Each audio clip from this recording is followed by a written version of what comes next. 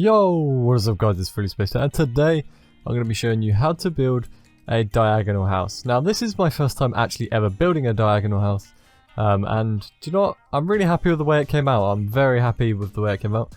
The roof was such a big problem for me during the whole building of this. I probably could have just started off with such a simpler roof design, but I wanted to use the kind of roof design that I would always use, and yeah, it did create a few problems here and there, but you know, we got round and finally completed it. So I'm going to teach you guys kind of how to build this build right here. There is actually no interior here at the moment, just a kind of simple ladder and everything. Obviously things need to be done on the interior side, but you know, I came up with this little door design as well, as I didn't want to have two kind of doors because it just looks really odd on a house. So I just come up with these few little ideas here and there, and you know what? I'm really happy with the way it came out. My first ever diagonal build. So yeah, let's jump straight into the tutorial. So jumping straight into it, we're going to need a nice little area to kind of build on. So I'm just going to use this one just here. And what we're going to do is actually start by placing one block here. So we're going to find somewhere to place a block. For example, I'm going to go with probably somewhere here. From here you want to go 1, 2. So we've got 2 blocks, 3, 4, and then 5. And then from here you want to go 1. Well, then we'll count this as 2 because we're going to use this 5th block. This is going to be the center point here. And then we're going to go 3, 4. So we're going to use something like this. So you're going to get a kind of shape like that. Then you want to basically just kind of do a similar thing here. Just so move this back 1 to 5, so you have a center point there. And then obviously just copy this all the way along here. You're going to be a center point there. And then move this to here. Connect these up like so. And as you can see here, we're already forming a nice little kind of pattern going down. You've got your two, like you could have 2 rooms for example, so this would actually be like one side of the house and another. And you want to make these pillars here 4 high, so up to 4 there, and then 4 here as well, 4 here, and then from here you kind of want to connect them up. So what I would do, you can either connect it like this and then just break these back blocks, but the issue with this is you're going to get a weird kind of surface here, unless you're using the full kind of let's see where it is, the oak, like the whole oak wood one instead of just the oak log. For anyone using an oak log, I'd probably just build up like so, and then break the bottom 2. Obviously you could actually break the bottom 3 because you don't really need that, so that's just kind of there for the planning purpose of and showing you where the frame or foundation is of this build. So we can actually build up like so, just knock out these ones here, and this will be kind of a framework that we've got going down here for this build. I don't know why I just knocked that out, but yeah, this is our little framework here. So now we're pretty much done with the frame. Roof is going to be kind of our next big thing to do, and I'm going to tell you now, it's one that it's a bit tricky, so I'm going to try my best to kind of get you guys to be able to kind of follow along. It's just a big jumbled up mess, and obviously don't really build in diagonals, so you know, first time round it's going to be something quite interesting for me to do. Obviously I've done it once in my previous one which I built somewhere else in this world, but yeah, now I've got to do it again. So next time what I'm going to do before the roof is just kind of get some I'm going to use grey stained glass, but you can use whatever type of glass you want, and I'm going to use spruce and stripped spruce, and we're just going to texture up where we want our kind of areas. So we're going to texture up the build, and then we're going to leave spaces for doors and windows. So I'm actually going to have a door here, so we're going to set this up already, just to get a nice little kind of view of where I'm going to do things. So place a block at the top of this, then place some trapdoors kind of connecting up. Then from here, just place a door inside there, and this will later on be covered up by the roof, so that doesn't matter too much. Then just find where you want some windows and just texture your build. So I'm going to go with a window here, and then come around here. I'm actually going to have 2 windows on this side, so I'm going to have something like this, and then I'm going to do the exact same over here too. So just fill in this space here like so, and then window there. Then on the back here I may have a window on this back piece just here, just one there, and then I could potentially have one here if I really want to.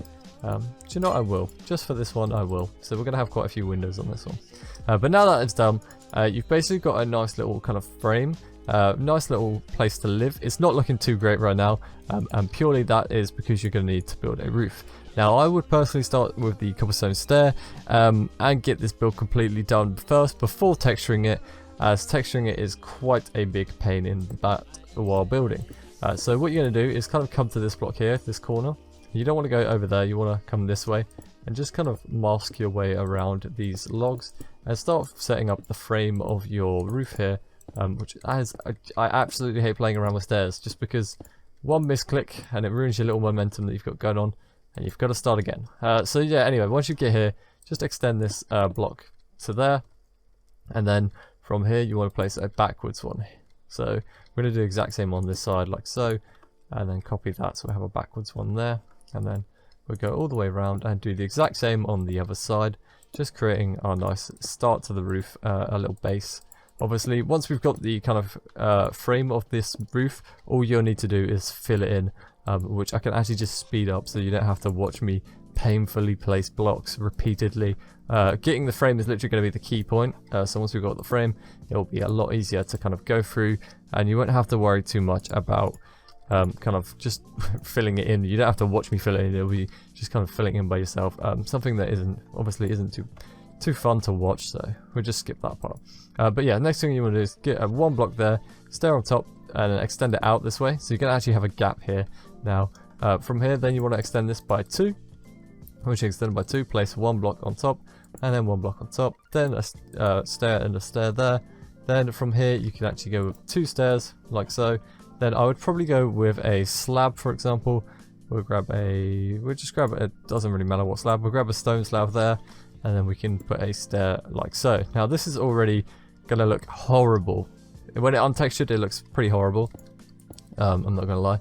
And then you just want to copy this on the other side, so stair, and then obviously we place it, but we want it facing this way, so we're going to go outwards, and then place 2 on top, then place another stair like so, and a stair like so, upside down, stair, stair, slab, and then stair. You want the stairs to face in different directions as well, that will give you a nice little tone.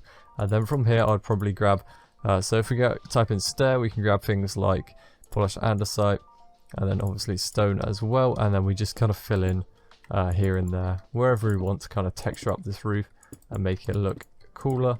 Obviously you can do it while building, it will just take a lot longer, but personally, you know, texturing after isn't a bad thing to do. It's something that I generally do that sometimes when I'm still trying to work out in the process of where to place things, because otherwise you just end up with a large jumbled mess. And yeah, texturing afterwards is probably something that is probably a lot more key to do actually than doing it during, because it's just more time consuming, especially when you're building something for the first time.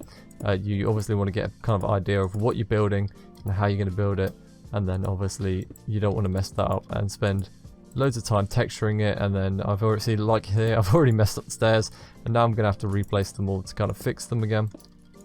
So yeah, that's just something to take note of. You're going to have to just be careful when texturing something, especially when you're creating in survival. It will take you so much longer texturing and building, so just build it first and texture it later, or you know, make sure you're happy with it before you texture it fully.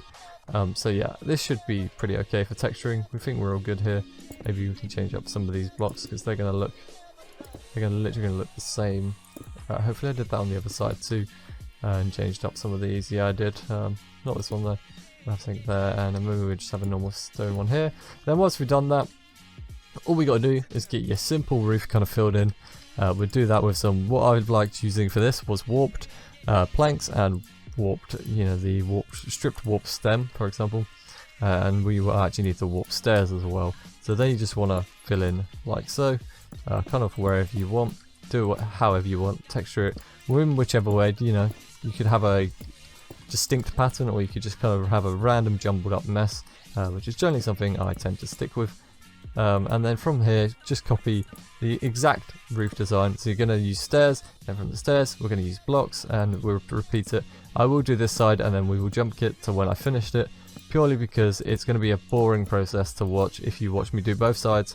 However, we'll do one side and then I'll jump cut once both sides have done, and you can kind of see what I've done there. And then we want to finish up like that, so they actually connect nicely, and then do the exact same for this. But we'll do that in a minute, because obviously I'm going to jump cut that. I don't want you guys to watch that. Then just place some blocks here. You will need some temporary blocks, and you can remove them after you've placed them, like so. Just texture it up, and then obviously you can see here we need another height. So place it however you'd like, and then from here we're going to get stairs again, and you kind of get the idea. We're just copying what we've done on the outside section here, and we're going to repeat this through the whole way on both sides, and it's just kind of a lengthy process. That's the only issue with this, but you know, now that I've come to build it the second time, this is actually a lot more easier than I previously had. You know, building it the first time, it was just an absolute jumbled up mess, and do you know what? I've done very well to kind of remember how I built this, but this stair is really playing with me, and do you know what? I'm happy with the way it's coming out.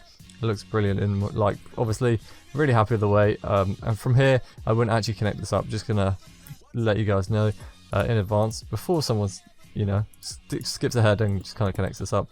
We will actually need to kind of just place a few blocks here along the top. You can get this nice little kind of slab technique going on. This would basically be the center point of your roof, so anybody who kind of watches my videos, and you know, I usually do something in the center with spruce and trapdoors and create this nice little wavy effect. Well, you could do that if you transfer this whole roof into spruce, however I've done it like this, and I'm using slabs instead on top, because obviously there isn't a equivalent of slabs for, you know, there isn't an equivalent for trapdoors even for cobblestone. There isn't like some sort of cobblestone trapdoor. It's only wooden, so obviously we can't really substitute slabs for trapdoors in this one. So we will have to use a different variety of textured up slabs, and then we can obviously connect them up. But yeah, now you get the idea. I'm just going to copy this all the way along, and then I jump cut when I finished it, and then we'll get to kind of finishing the exterior.